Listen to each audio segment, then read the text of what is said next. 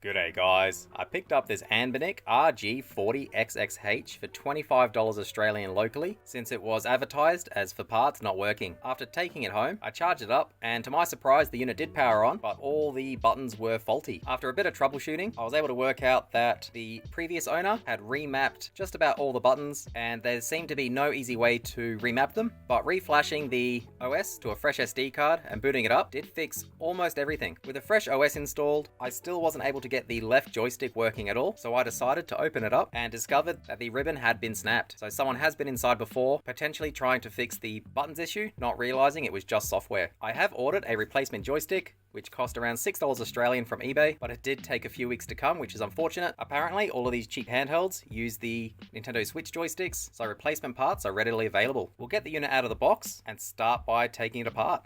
It does appear to be in pretty good condition and does have the screen protector already applied with no bubbles, which is great.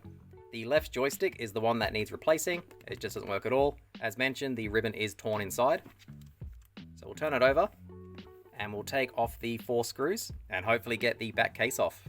With the 4 screws removed, I ran my fingernail along the crease to separate the back and the front halves. There's nothing on the back that's stuck to the front, so it does come cleanly off. And there is the ripped joystick ribbon. Don't know if you can see it. So that's the one that we're going to be replacing. And it looks like we just need to take this small daughterboard off and not the entire PCB. I'll start by lifting the battery out gently, just placing it on the other side so we get more access to the daughterboard. The speaker isn't stuck in, it is just resting there. So that's fine. I will remove the 5 screws. These are just small star head screws, so it's the small screwdriver. The trigger just comes off nice and cleanly. The micro switch for it is just on the PCB. That's the 5 screws removed. There is a ribbon going to this daughterboard under a piece of tape. So very gently lift the tape up. And there is the ZIF connector. So very gently lift up the latch. Very gently, you don't want to snap it off. Once the latch is fully lifted up, the ribbon will just come out. We'll leave that for now. There are 2 more screws hidden under the tape. With the last screw removed, the board does lift itself up slightly. That's good. And we should be able to very gently lift it out. There we go there. I'll just fold it over. Don't want to damage that ribbon that's already connected. And there is our joystick. So it's held in by 2 screws. Very gently remove them. Perfect. And that should just lift out, and it does. Just take note that the ribbon is coming out on the top left. So that's the same way we want to put the new one in. Here's our replacement joystick.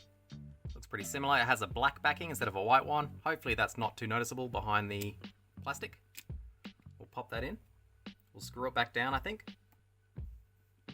With the joystick in place, we'll fold the daughterboard back over very carefully. Now we do want to route, oh, the other ribbon came out, that's fine. We do want to route the joystick ribbon through the little notch in the PCB, so there. So we'll very gently lift that up. My screwdriver.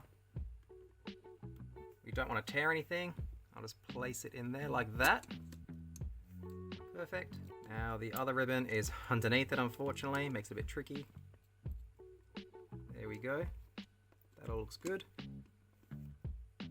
I think before screwing the board down, I will try and insert the ribbons. I think it's going to be a bit easier than trying to do it with it all securely fastened. So the daughterboard ribbon was a lot harder to get in than the joystick ribbon. What I ended up doing was removing the daughterboard once again, putting it back on a 90-degree angle, so facing vertically up, and sliding it into the daughterboard ribbon, locking that in place, very, very gently placing the daughterboard back into the case. I haven't screwed it in, it is just loose in there. But that was the trick that I used to get the daughterboard in. So before attempting to put the joystick ribbon in, I'm going to secure the board in, just because if the daughterboard ribbon breaks, it's going to cost a lot more to replace than the joystick. I ended up putting the 2 screws near the daughter ribbon in, just to hold the daughter PCB inside the case. The joystick ribbon was incredibly easy to actually insert into the little holder. Make sure the latch is lifted up before you insert it, and then push the latch sort of towards you to lock it in, so it goes down. I have then powered it on, just leaving all the back case off. And you can see the lights still work, but they were working anyway.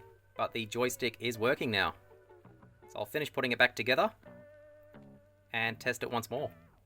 So I've put all the little screws back in the PCB, as well as the trigger, and no issues there. Both triggers are fine. So I think we'll put the back case on. Pops on like that. And we'll just click it on first. There you go, just click nicely. Bit of a gap at the front still. There we go there. That's good. Bit of a gap at the top, that's good. They're all done. Joysticks are nice and clicky. I'll put the back 4 screws in and we'll power it on one last time to make sure it still works. Okay, we'll flip it over and power it back on. It's booted back up. And thankfully the joystick does still work. There is a built-in button tester on StockOS. To access it, press the menu key, go down to IO test. You can see our left joystick is working perfectly. Pressing it in works. And the right joystick as well. In this menu it is mapped to A, B, X and Y, but inside the actual emulators themselves, it is mapped correctly. You can also test the vibration motor by holding menu and pressing select. To exit out, press start and select together. Also, just a bit of a side note, the sticker on the replacement joystick, as mentioned, was black, and there is a difference.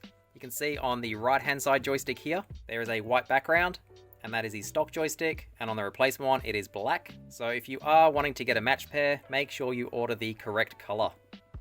I also did put the tape back over the ribbon, but there was nothing too short out. It was simply just to help keep the ribbon in place. If you're looking at doing this yourself, it's not very hard.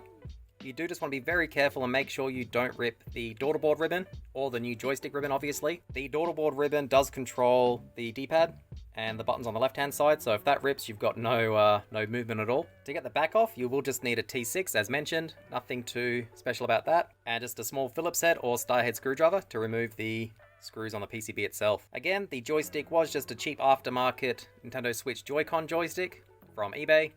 They're a lot cheaper on AliExpress. I've seen them go for as cheap as around $3 on Ali, but I ended up paying about $6 on eBay, which unfortunately did take longer than AliExpress shipping, so that's a bit of a shame. I think that'll do it for today. If you have any questions or comments, let me know down below. Otherwise, thanks for watching.